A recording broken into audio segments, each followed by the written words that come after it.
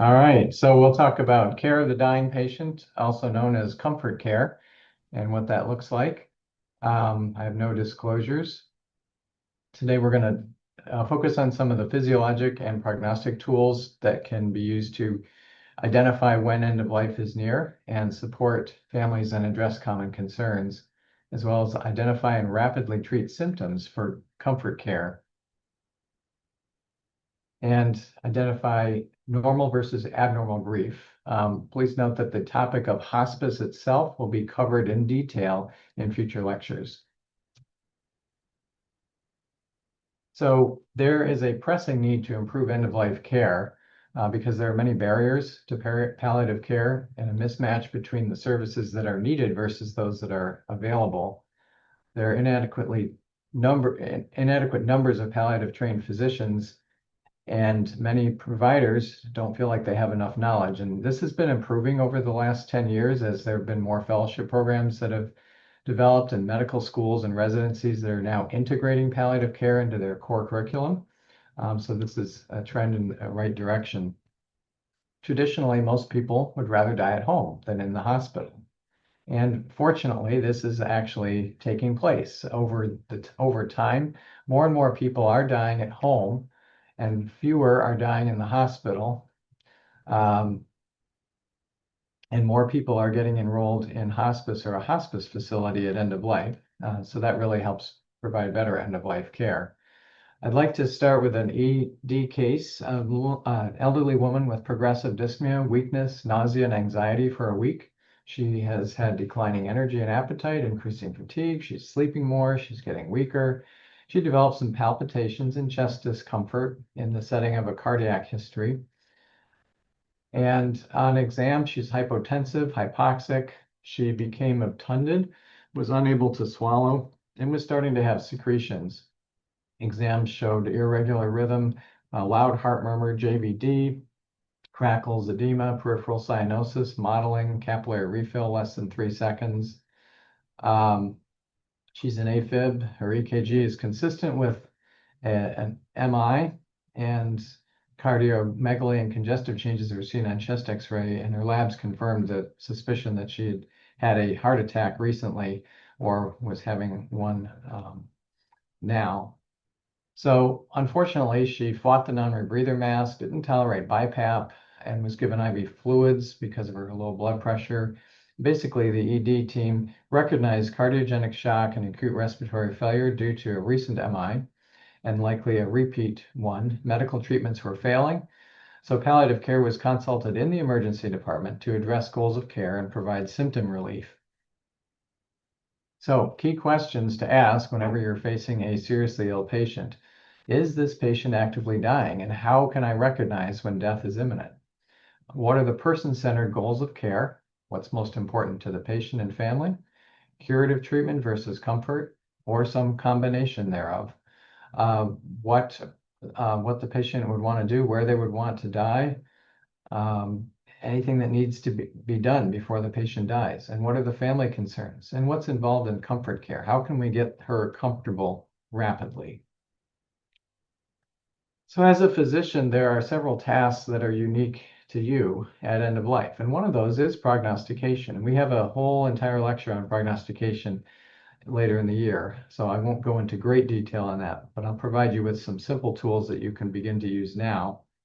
Also, physicians are obligated to communicate honestly, provide anticipatory guidance, discuss realistic treatment options, including risks, benefits, and alternatives, and help the patient and family cope by providing information and emotional support, and anticipate and treat distressing symptoms, and then finally pronounce death and sign the death certificate. So what do people really want near end of life? Universally, they want their doctors to be honest, but compassionate. They also fear losing control and dying an undignified death. So, and most people would say, well, I don't want to suffer. And their family members say, well, I just want them to be comfortable. I don't want them to suffer. They don't want to have a prolonged dying process or be a burden to family. And they want to be able to engage in some meaningful activities. So as a palliative and hospice physician, you can assess what their specific support needs are. Physically, there would be symptoms, and you can address that with comfort medications. Psychosocially, what role does family play? And is there any anticipatory grief going on? Spiritually, there may be fear of dying. There may be opportunity for you or for the chaplain to provide life review and help the patient have peace and closure, and then also providing bereavement support. And then finally, hospice, educating them about the hospice services, counseling them is this something they would want, or making a recommendation. Yeah, given how short time is, I recommend hospice as a way to help you achieve your goals of being comfortable and not suffering at end of life. Also, understanding that family, if the patient is going home, then family has to be available to take care of them, because hospice doesn't stay there all the time. So considering the location, do they need home? Do they need a hospice facility or some other facility? And then making referrals to agencies. And usually there's care managers or social workers who will take care of that. And then is the patient even stable enough to transport out of the hospital? So how much time is left? That's the million-dollar question that a lot of people are unsure about. So there are tools that you can look at. You can consider the pattern and the rate of decline, and then use some prognostic tools and look at physiologic signs. Severe acute illness is a sentinel marker for short time frame, particularly if there is rapid decline in function, nutrition, and cognition. If they have underlying poor reserve from advanced or end-stage disease or debility, frailty, advanced age, that's another factor. And then finally, their medical situation. If they're high risk for sudden decline from either a vascular event like a clot or a bleed, or infection, obstruction, or aspiration, these things can happen suddenly without much warning, and people can end up actively dying in just a matter of minutes or hours. And again, we've got a separate lecture going into more detail on prognostication, but I just wanted to introduce you to the concept that there are several different disease trajectories. You can have somebody who is pretty functional and then suddenly has a catastrophic illness and goes downhill rapidly. Or like, I guess that would be more like this. And then you can have something where someone is relatively stable, like cancer, and then they have a rapid decline toward the end as they develop sepsis from their immunosuppression from chemotherapy. They can have a fluctuating downhill course, such as in chronic organ failures like heart failure and COPD, or a slow, gradual decline, such as in frailty or dementia. I'd like to introduce you to two very helpful tools that will give you an idea of the prognosis less than 6 months and less than 1 month. The palliative performance scale is a modification of the Karnofsky performance status, and it looks at basically 10 to 100%. I'm focusing mainly on the 10 to 50%.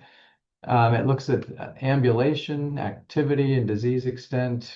Can they do any work? Can they provide self-care, oral intake, and then level of consciousness? So I'd like to highlight several things here. One is that 50%, this is somebody who's mainly sitting or lying, and this probably describes most of our hospitalized patients.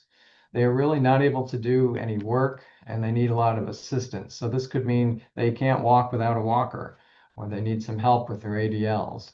Finally, and then 30%, this is where they're totally bedbound. And usually they require a lot more care. Oral intake is usually reduced. And then comatose or drowsy, this would be 10%, basically total care, mouth care only. And why this is important is that 90% of patients with a score of 50% or less die within the next 6 months. And that 6 months is important because that's what can help qualify people for hospice. If your educated medical guess is that they will die within the next 6 months, more likely than not, then they could qualify for hospice. And there are 3 factors that predict a survival of less than 4 weeks: weight loss of more than 10 kilograms, cognitive failure, and dysphagia to solids or liquids. And these are about 74% accurate. The palliative performance scale, or I'm sorry, the palliative prognostic index takes into account the palliative performance scale and also oral intake, edema, which really is a marker for hypoalbuminemia, which you see in severe or acute illness, dyspnea, rest, and delirium. And each of these is scored 0 to 4 for some of them, 0 to 2.5, or 3.5 for others. And a score that's greater than 6 is 80 to 85% sensitive and specific for predicting survival less than 3 weeks. So in other words, if you have someone in the hospital and you see all these things, they're bedbound now, they're not eating much, they're sleeping most of the day, they have edema, and that maybe they've got shortness of breath at rest, they're on oxygen. This could be a wake-up call saying, to the family, here's what I'm seeing and here's what I'm concerned about. I'm concerned that time could be short, and therefore it is very important that we talk about what matters most for your loved one for whatever time remains, whether that's days to weeks or longer if the person stabilizes. And I think it's okay to tell them up front, give them that time range. It could be as short as days or a week. It could be as long as a month. Based on the pattern of decline that we're seeing, we're very concerned that end of life is approaching, and we want to make sure that they are comfortable and that we understand what matters most to them and how we can help them live well for whatever time they have. So let's talk about some of the physiologic signs of dying. The rate of decline is very predictive of how close death might be. So if someone is declining monthly, then it's probably months to a year. If they're declining weekly, it's weeks to months. If they're declining daily, it's days to weeks, usually. So people often develop progressive fatigue, weakness, anorexia, declining function, increasing lethargy and sleepiness. And then toward the end, when they're starting to transition to the actively dying phase, they start to have unstable vital signs. Oftentimes they'll have fever, or conversely, they could have hypothermia.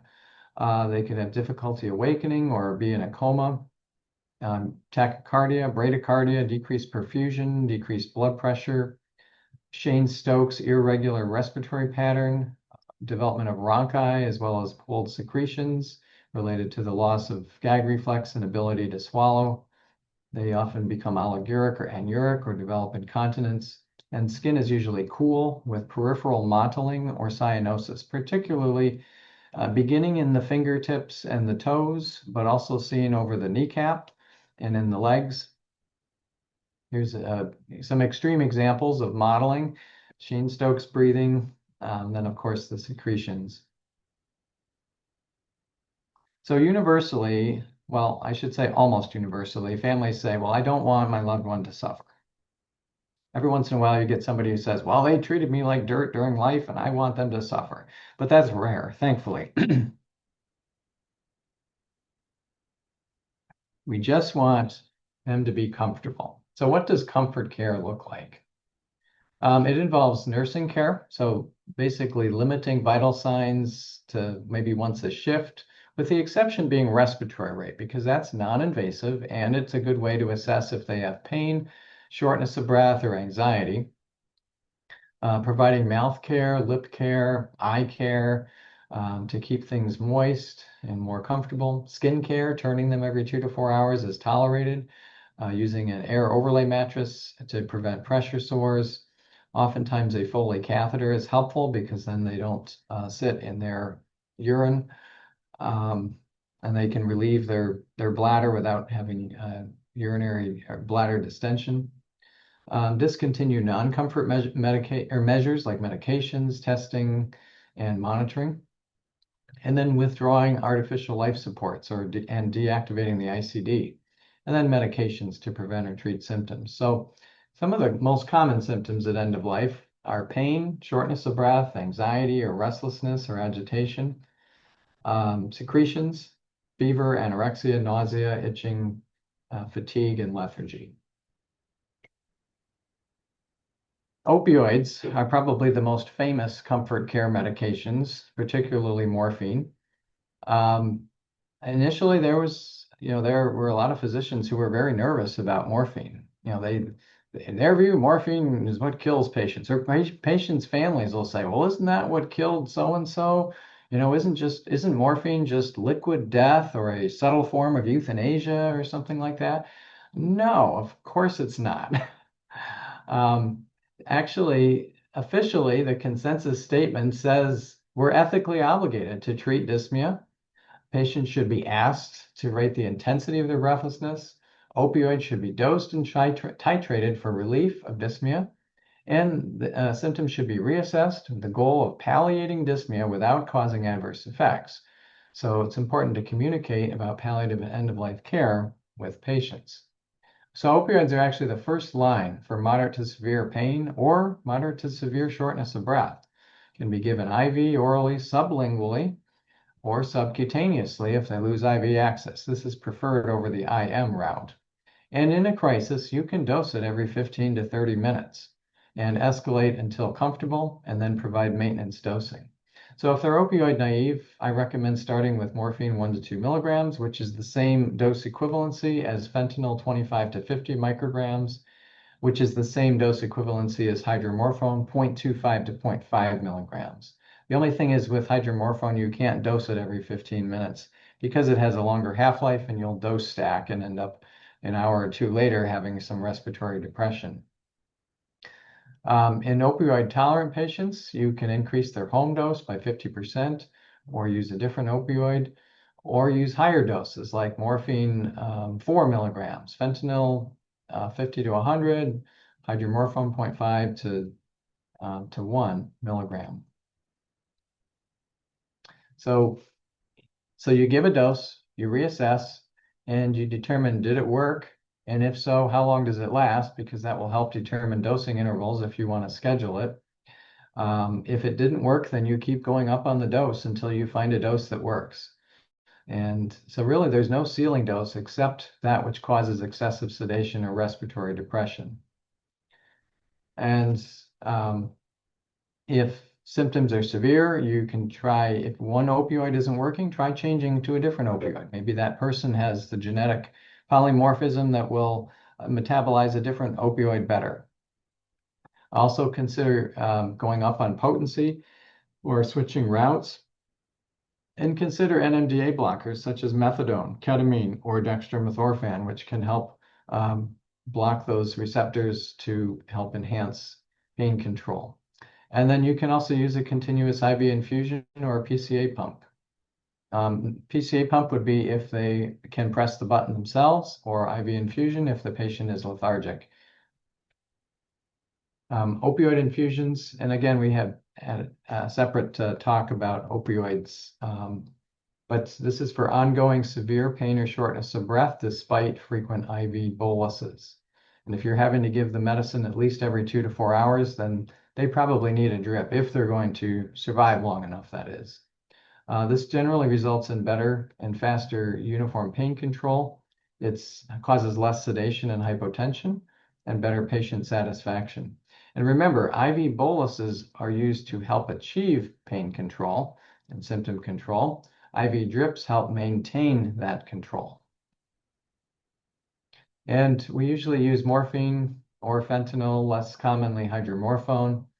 So you consider, well, what have they been on before? What's worked? What doses have they needed in the last 24 hours? And then you can start with a bolus and then start an infusion at the rate that you think they're going to need to be comfortable. One thing about opioid drips is that because it takes so long to achieve pharmacologic steady state, namely up to 8 hours, the drip is not something that you're going to be titrating up very rapidly. You give boluses and then you titrate the drip less frequently. Now, near end of life, it's also important to consider how the opioids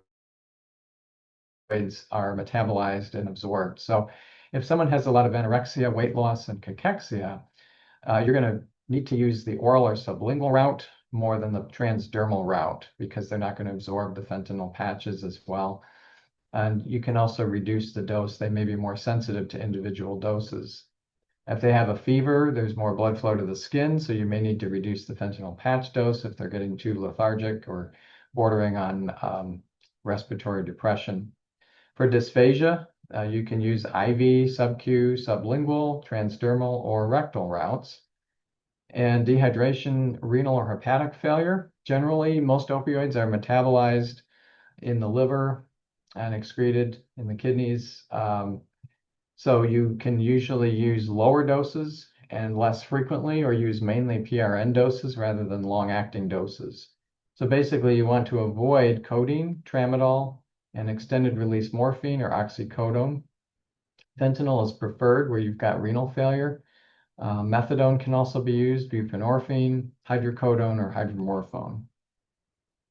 But again, lower doses and probably longer intervals between the doses. Now, this question always comes up on the boards, including internal medicine boards, the principle of double effect. There's a common misconception that if you give opioids, someone's going to die sooner. More often than not, if you give opioids, they'll be more comfortable and therefore they will be around longer. So the opioids do not actually hasten death if you use proportional doses. Now, if you use a very large dose in someone who's opioid naive, then yeah, that could potentially hasten death. But it's been my experience and that when someone's more comfortable, they live longer.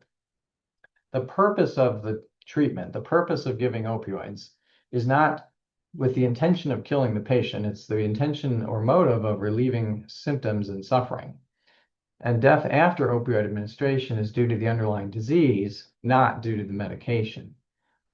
So we do have an ethical duty to provide relief and comfort, especially at end of life. And so we should not be withholding opioids, and it's okay to give them. Ethically, it's acceptable. Anxiety. This is also a very common symptom toward end of life. So there's actually a vicious cycle between dyspnea and anxiety. The more short of breath you are, the more it makes you anxious. The more anxious you feel, the more short of breath you feel. So there are several ways that this can be addressed. One is identifying, well, what are the triggers? What's causing the anxiety? Is it shortness of breath? If so, then use fans, use opioids, because this will help with relieving those symptoms.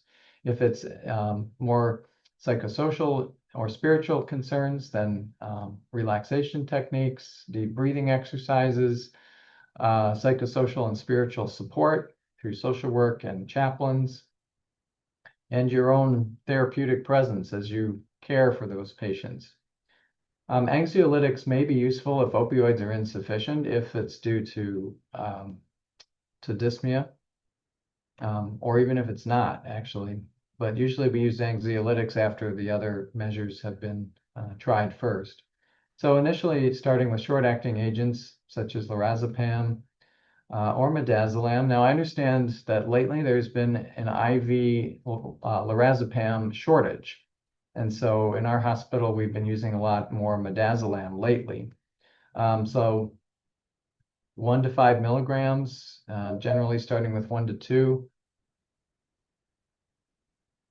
milligrams every 30 minutes as needed, or lorazepam can be 0.5 to 2, again, depending on how much they're used to. And long-acting agents can be preferred if the prognosis is longer, especially in outpatient settings, like hospice. Clonazepam may be useful if somebody's needing every 6 hours Xanax, then maybe something longer acting like clonazepam may be helpful. Another symptom is terminal restlessness. This may look like someone calling out for dead family members or friends, or talking about taking a trip. Periods of deep somnolence, sometimes agitation, and this is usually accompanied by some of the physical signs of the dying process. Now, I've seen people talking to deceased relatives. I walked in the room, this lady was talking to someone. I said, "Who are you talking to?" She said, "My husband." And I said, "Oh, is he still alive?" "Oh, no, he died a few years ago." And this was actually somebody who didn't look like they were imminently dying, but someone who could die within days to weeks. And she was seeing her deceased husband. And it freaked her daughter out. But I explained to her daughter that this is something that we can sometimes see toward end of life, and it's not distressing to the patient, so we don't need to give them Haldol or something like that. But what we can do is just recognize that, hey, end of life is nearing. This is sometimes part of the process, and let's do what we can to support the patient and the family and help make this as peaceful and comfortable for everyone as possible. Obviously, if somebody is having delirium, you want to make sure that it's not because of untreated pain or that there are medications like benzo or opioid or SSRI withdrawal that are making them confused, or sedating drugs. If there's anything reversible, like in terms of electrolyte imbalances, like low sodium or kidney failure that could be treated with some IV fluids, or if they're having fecal impaction or urinary retention, these can sometimes make people agitated or restless or confused. And then psychosocial and spiritual factors like fears of being alone or spiritual distress. Um, Now, delirium with agitation, again, we've got a separate lecture this year, but just to whet your appetite, generally you treat the underlying causes if possible and if appropriate, and only use medications if there's really no other way to get them calm and comfortable and safe, especially if they're nearing end of life. Then there's less concern about some of the side effects, because at this point you just want them to be comfortable and not to hurt themselves or hurt other people or make the dying experience traumatic for the family. So antipsychotics can work. I'll defer further comments to the lecture on delirium. But if you have to use something, then you can use haloperidol, either IV, orally, or subcutaneously or sublingually. Olanzapine, which can be given as an oral dissolving tablet. Quetiapine, which is only by mouth. But that would be the first line if they have a history of Parkinsonism. That quetiapine or Seroquel is the least likely to cause the extrapyramidal side effects. And then also chlorpromazine may be used in severe instances where someone just can't get calm and you need something to get them comfortable. Trazodone at bedtime may be useful, helps with anxiety, depression, sleep. And you should be aware that of course, in the elderly, there's an FDA warning about increased mortality, also risk of QTC prolongation. But usually near end of life, the symptom benefits outweigh the risks. The only time you probably wouldn't want to use antipsychotics would be if they're having seizures, because they can lower the seizure threshold. Oropharyngeal secretions. This is another controversial topic. And if you see this on the board exam, what they don't want you to pick is anticholinergics. And the reason is that there have been a number of studies over recent years that have not shown a proven benefit.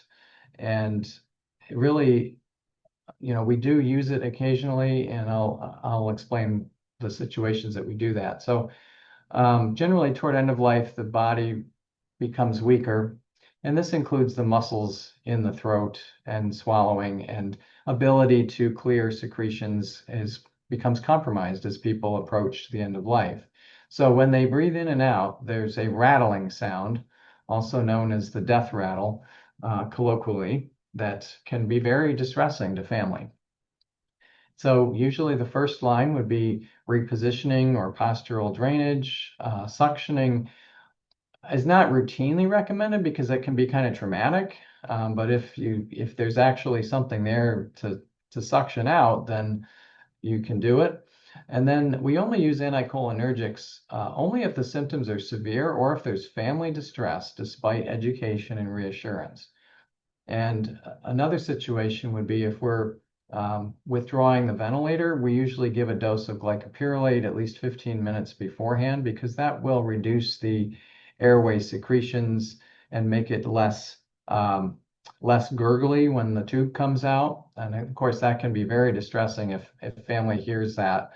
But glycopyrrolate can be used. It doesn't cross the blood-brain barrier, and it tends to be less sedating. So if that's a concern, if somebody is far enough away from death that they want to be able to stay awake and interact, then glycopyrrolate may be an option. It can be given IV or orally or through a PEG tube. Scopolamine patch may also be used. And that, of course, is slower onset, but it lasts longer, up to 3 days. And then hyoscyamu is another option. Levsin is one of the other names for that, and that can be given under the tongue or sublingually. And then atropine eye drops, 1% solution, but given sublingually, 1 to 2 drops every 30 minutes as needed, tends to work pretty quickly.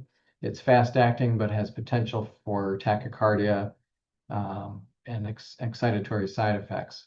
So again, bottom line is we don't routinely use anticholinergics, but in certain circumstances where it seems like that's the only thing to help with family distress about the noise, or if you're giving it before taking the ventilator tube out, then those would be the two main times when we would use this. Fever. This is often due to atelectasis or possibly infections at end of life. And generally, we treat the symptoms. So cool, damp cloths, cold packs if it's severe, and if medications or antipyretics haven't been enough, use of fans, and of course, the antipyretics like acetaminophen, NSAIDs, dexamethasone even can be used. Ah, the famous question, famous concern at end of life. I don't want her to starve to death. Um, People, for some reason, most cultures place a lot of significance on eating and showing love and affection by feeding someone. So if someone's not eating, then family feels like they're being rejected. And it also gives family something that they can control. Well, if we can just get her to eat, she'll do better. She'll pull through this.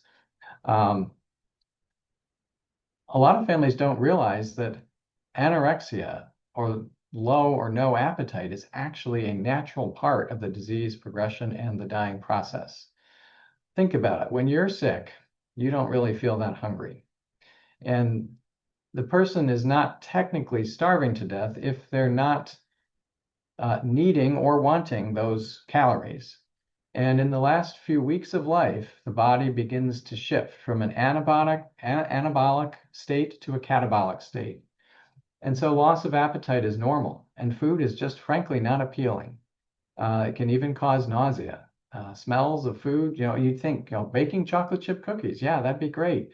But for someone who's in this situation, it may not be appealing at all, maybe just the opposite. And then families will say, well, she's not eating. So can we just, put a feeding tube in or give her TPN? Won't that help turn things around? Actually not. Artificial nutrition is not used by the body because it's in a catabolic state and it doesn't prolong survival in dying patients. And people can start to shift to this catabolic state even a few weeks before death.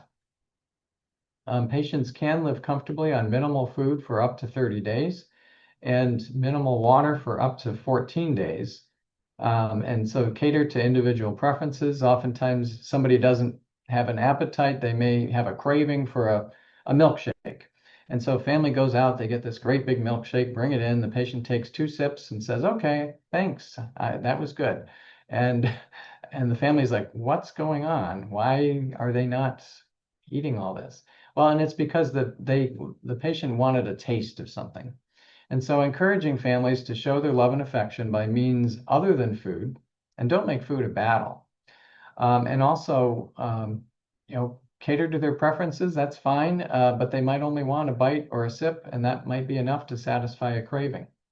And also educating them that artificial nutrition can actually worsen their symptoms. It can cause increased secretions, increased nausea, increased shortness of breath from the fluid load, or aspiration risk, or abdominal bloating.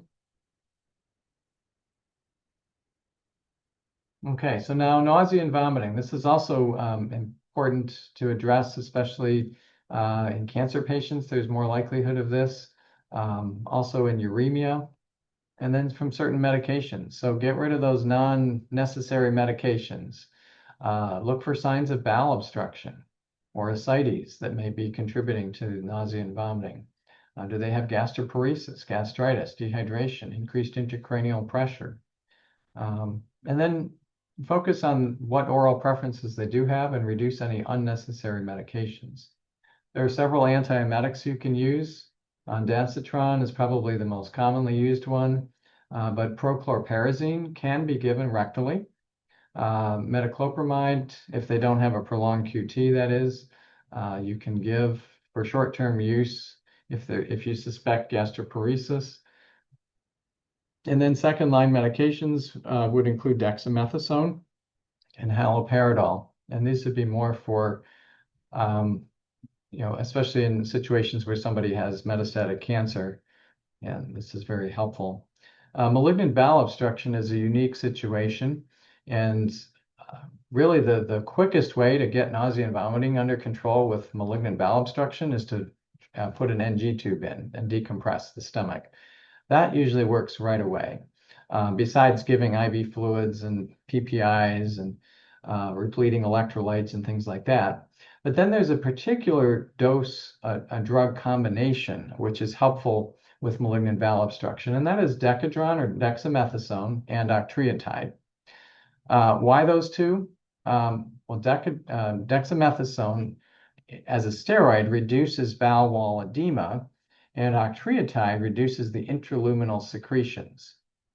And so between the two of them, that can be a way of palliating malignant bowel obstruction symptoms and helping to improve function a little bit. And this would especially be in somebody who the surgeons say is not really a good surgical candidate because of the widespread cancer. And it would lead to poor healing and an open wound and possibly being in the hospital for a very long time. We had a gentleman a few years ago who responded well to the Decadron and octreotide combination. He was able to live 3 additional months and be at home with home hospice until he eventually reobstructed, ended up in the hospital, and then went to Rose Arbor facility where he died a few days later. But he was so thankful to be able to be home and able to eat ice cream. That was his goal. And those medications helped him achieve that goal. All right, itching. This is seen often in renal failure. Because of the uremia, can be exacerbated by morphine, and it's because of direct mast cell release of histamine, not because of an allergic or IgE-mediated response. Cool washcloths can be helpful on the skin moisturizers, antihistamines like diphenhydramine or hydroxyzine. Gabapentin may also be helpful. And then about the issue of withdrawal or refusal of artificial life support. Here's another, this might show up on the boards. Is it ethically, legally, and morally permissible to withdraw or refuse artificial life support? And the answer is yes. If you can give a treatment, then you can not give it. If you can start it, you can stop it. You're not obligated once you start something to treat it. And if somebody feels that the burdens outweigh the benefits, then they can request removal.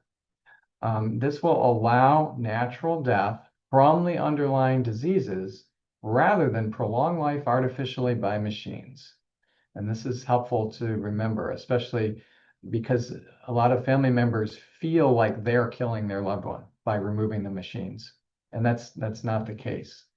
So helping reassure them that their loved one is actually in the dying process, but the machines are prolonging it. They're keeping them alive by machines rather than allowing them to pass naturally. So there's many examples of artificial life support. So mechanical ventilation, BiPAP, high flow oxygen, vasopressors, dialysis, even sometimes IV fluids, which are a slower form of life support, as well as TPN. And then cardiac devices like a balloon pump. If they already have a pacemaker, an LVAD, we typically don't withdraw those things or turn them off unless that is literally the only thing that's keeping them alive and the patient is comatose and the family says, you know what, we don't want anything more to prolong this. Once the life support is removed, the prognosis is variable. It depends on how critical their condition is and what life supports are being withdrawn. For ventilators, vasopressors, and balloon pumps, most die within a few hours, but it could be as short as minutes or as long as days. Dialysis, the average is around 7 or 8 days. Range is 1 to 14 days, but if they're able to urinate some, then it could be longer. It could be 45 days. Oftentimes there's lethargy followed by coma within days before death, and it's not a particularly painful or uncomfortable death from withdrawing dialysis. In the process of ventilator withdrawal or compassionate extubation or ventilator liberation is another term that you might hear used. It's important before this is done, of course, to document your discussion of comfort goals of care. Make sure that that's documented. Typically, most hospitals have a protocol or process whereby gift of life is notified. And technically, gift of life or the organ procurement agency is not allowed to talk with the family until after that decision has been made for going comfort care. Anticipatory guidance should be provided to the family about what to expect. They're going to ask questions like, well, how long does the process take? Should we be there or not? And oftentimes we recommend that they actually step out of the room just to avoid the stress of seeing the yucky tube with secretions on it and hearing the suctioning, which can be very unnerving for people.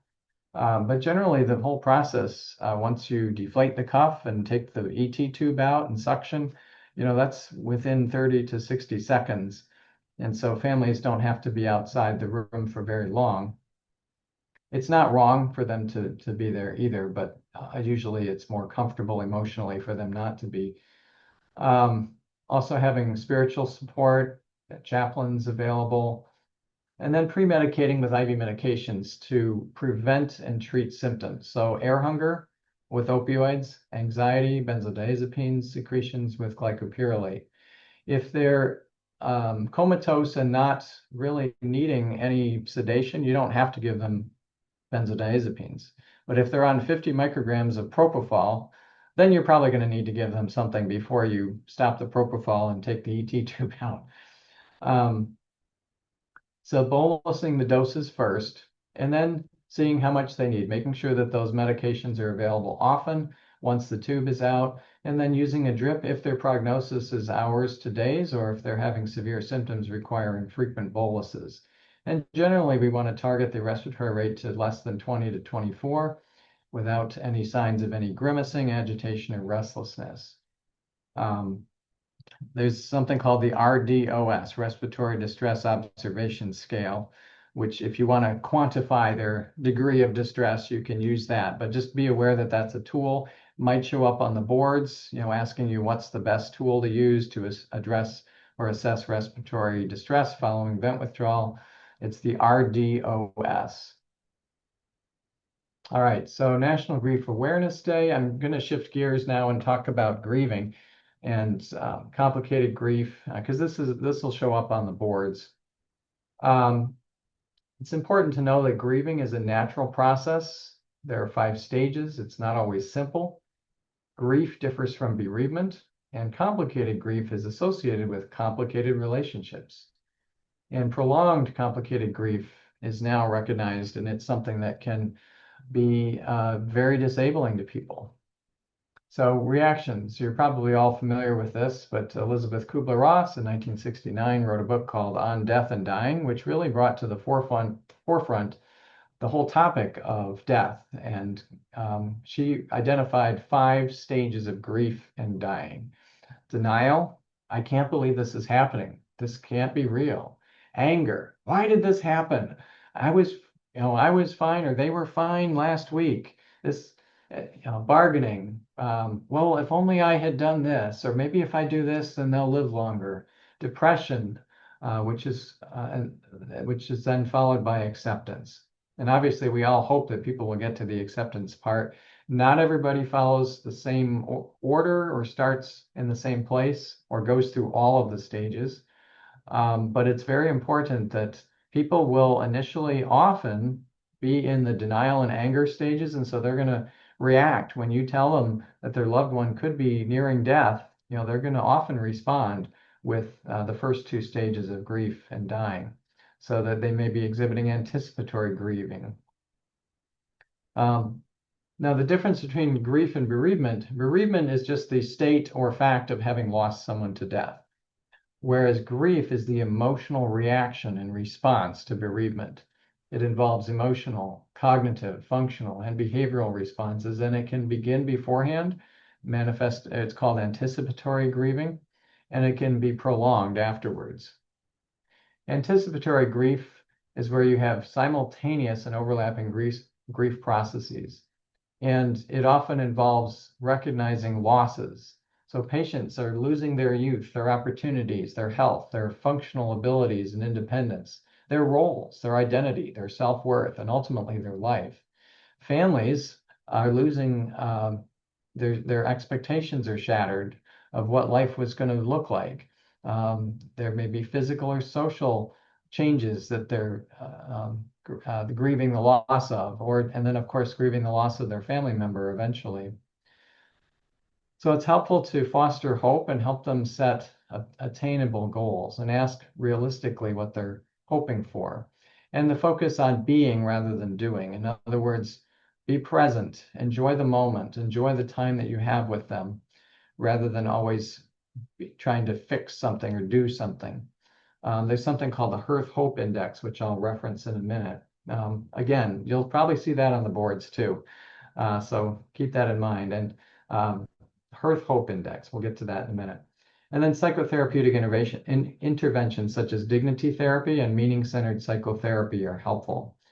Dignity therapy, which involves life review and talking about how their life mattered and helping them see the dignity in the life that they've lived. All right, so the Hearth Hope Index, which is on the boards, I know because every quarter I take 30 questions, and this was one of the questions had to do with the Hearth Hope Index. So it measures hope along 3 different dimensions: temporality in the future, so assessing the individual's belief in the future and their ability to set and achieve goals; positive readiness and expectancy, so the individual's sense of optimism and the belief in their ability to overcome challenges; and then interconnectedness, the individual's sense of connection to others and their belief in the power of relationships. So the details of this might not be on the boards, but at least recognizing the Hearth Hope Index is a tool that you can use to assess hope in people who are grieving. Now, let's talk about the difference between normal grief versus abnormal or complicated grief, also known as pathological or prolonged grief disorder. This also shows up on the boards, and it's important to be able to recognize it and treat it appropriately. Normal grief is almost universal, whereas complicated or abnormal grief happens in about 10% of people. Any bereavement is a risk factor, but for complicated grief, it's particularly a sudden traumatic loss, especially if they have poor social supports, concurrent life stressors, multiple losses, and underlying mood or anxiety disorders. Normal grief is acute. It usually lasts 0 to 3 months, but it is also a lifelong process that varies over time, and grief is never really completed. After someone you love has died, life is never quite the same. You always feel twinges after their loss, but you can still function. Whereas complicated grief is prolonged. It usually lasts more than 6 months. The PG-13R score is more than 25, and there's a link below that talks about that. That's the prolonged grief 13R. That's like 13 questions, revised edition, kind of like DSM-4 or DSM-5 or things like that. Symptoms of normal grief: sadness, crying, depressed mood, yearning, emptiness, disbelief, fatigue, anorexia, insomnia, loss of interest, irritability, guilt, and experiences both positive and negative emotions. In other words, someone can still laugh and they can cry. Whereas abnormal or complicated grief, there's intense sadness and separation and distress, a persistently low mood. They feel like life is over. There's negative emotions. They can't experience anything positive. It's just it's like they're stuck in this pit and they just can't get out. Acceptance and integration of the person, of the death of their loved one, eventually comes with normal grief. and they find the new normal, meaningful ways of continuing the relationship with the deceased. For example, 2 years ago, my mom passed away, and my dad has her picture at the dining room table. So every day, every meal, he's feels like he's connected with her.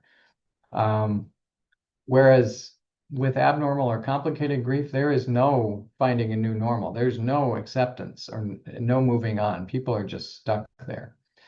There are no maladaptive behaviors with normal grief, but there are with complicated grief.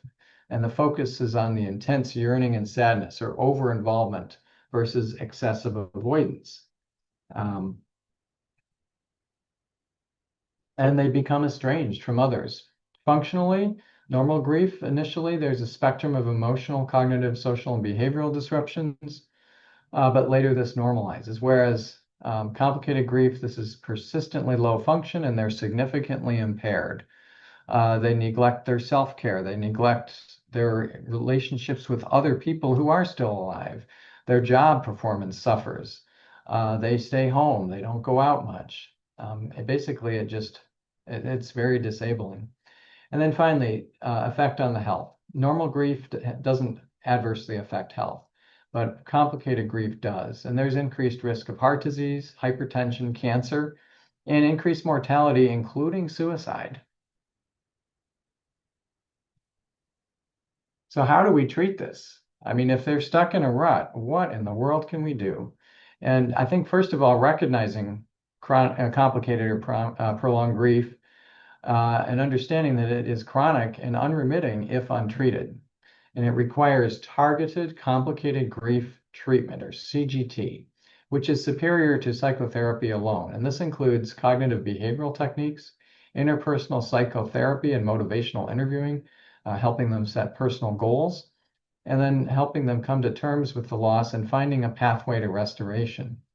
And if they have had prolonged grief for more than 3 months, then an antidepressant medication is also helpful. So then also, how do we distinguish grief from major depressive disorder? Grief, there's emptiness and loss versus depressed mood and anhedonia. They can't experience pleasure. Dysphoria occurs in waves triggered by thoughts and memories with grief, whereas major depressive disorder, it's unrelenting. They have feelings of worthlessness and hopelessness, helplessness. The mood state is reactive with grief, and they can experience positive emotions too, whereas in MDD, it's pervasive and intractable low mood. Self-esteem is preserved in grief, and guilty feelings really are only related to relationship with the deceased, like if only I had taken them to the doctor sooner. Versus MDD, they have low self-esteem, and guilty feelings are unrelated to the relationship with the deceased. Thoughts of death, usually with grief, that's involved with wanting to join their loved one in death, but not actively suicidal. More of a passive acceptance of, well, if I don't wake up in the morning, then I'll be with so and so, and that'll be okay. Versus MDD, which is where they actually have thoughts of ending their own life, rooted in their hopelessness and worthlessness feelings. And then grief's effect on function, it reduces function initially, but then it's variable after that, whereas MDD, persistently impaired. All right, major depressive disorder is usually precipitated by grief or bereavement about up to 40% of the time. It can be diagnosed with bereavement. The best predictor at 1 year is if they're depressed at 2 months. Then they're more likely to develop MDD at 1 year. And again, this is more pervasive. They can't experience self-validating feelings, poor social work or social functioning and work, pathologic immune function, feelings of guilt, worthlessness, and suicidality, and psychomotor retardation and functional impairment. All right, well, on that happy note, I'd like to end with a quote from Dr. Cicely Saunders, just to kind of bring us back to our world that we live in today. She was the founder of the modern hospice movement in the UK, and she said, "You matter because you are you, and you matter to the end of your life. We will do all we can, not only to help you die peacefully, but also to live until you die." So comfort care, hospice is about living well for whatever time someone has. And then when the end comes, helping them pass away peacefully, not actively ending their life with the medications, but using the medicines as tools and using them proportionally to control the symptoms so that someone can relax and be at peace and comfortable so they can slip away when it's their time. So in summary, we've covered the physiologic and prognostic signs near end of life. We've addressed family concerns and how to support them. We've identified and talked about symptom management at end of life and comfort care, and then identified uncomplicated versus complicated grief versus major depressive disorder. Are there any questions? I'll unshare my screen.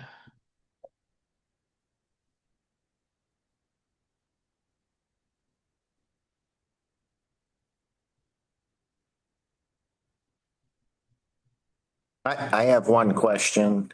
I mean, it's not the major part of the topic, but how does octreotide work exactly pharmacologically?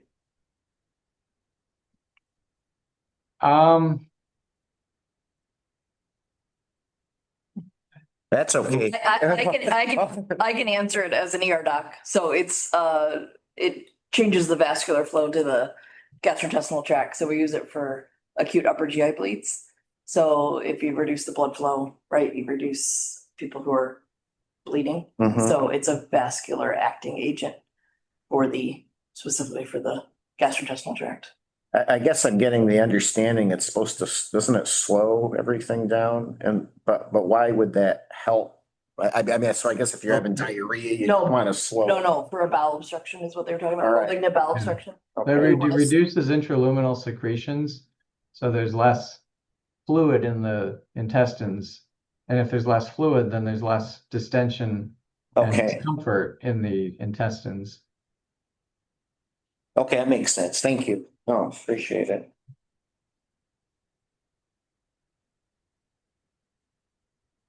I know the general part of this lecture was so much more than that, but that's the question. I had one, I guess, question or comment about the use of the terminology of DNR versus AND, like allow natural death, and you don't really hear that abbreviation of AND, and I think I'd seen something in actually, like, again, in the emergency medicine literature recently about trying to utilize AND in the conversations about kind of goals of care or code status, because, and there was like I don't know if it was a recent study or they're reviewing an old one where they kind of, I mean, I don't know how like academic the study was, but it was presenting the AND versus DNR, and the sort of response from the family or the patient was markedly more supportive of AND, but DNR, it sounds like you're neglecting or not giving care as opposed to allowing natural death, and most people are pretty agreeable to allowing natural death. Yeah. Yeah, I often use that phrase because it seems more natural. And honestly, that's what it is. It's not like you're withholding something that's going to work like you see on TV.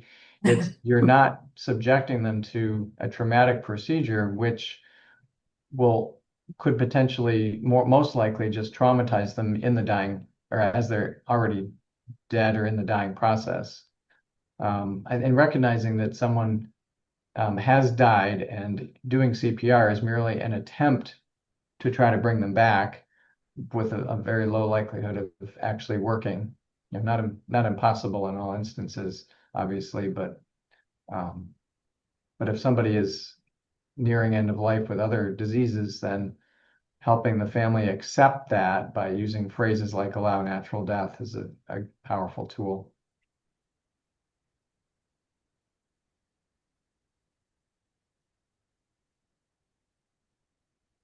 All right, well, thank you for your attention, and